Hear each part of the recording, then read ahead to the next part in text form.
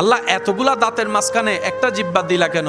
রব বলে যে তুমি সারাদিন কথা বলো, দাঁতের সাথে তোমার জিহ্বার আঘাত লাগে না, কিন্তু যখনই লাগে তখনই তোমার খবর হয়ে যায়, মেজাজ গরম হয়ে যায়, সারা শরীর ব্যথা হয়ে যায় একটু দাঁতের আঘাত পেলে। হে আমার বান্দারা, আমি এমনভাবে তোমাদেরকে 32টা দাঁত 30টা দাঁতের মাঝখানে একটা নরম জিহ্বা দিয়েছি।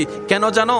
এতগুলা দাঁত থেকে যেভাবে তোমরা জিহ্বাকে সেভ করে রাখি চলার চেষ্টা করো, জবানটাকেও সেভাবে ব্যবহার করো যেন তোমার জিহ্বার কারণে অন্যের মনে আঘাত না লাগে। বলেন না সুবহানাল্লাহ। সেজন্য বলে যে নবী রহমতুল্লিল আলামিন কুফা হাজা কুফা হাজা, হে আমার উম্মতেরা, জবানকে কন্ট্রোল করার চেষ্টা করো।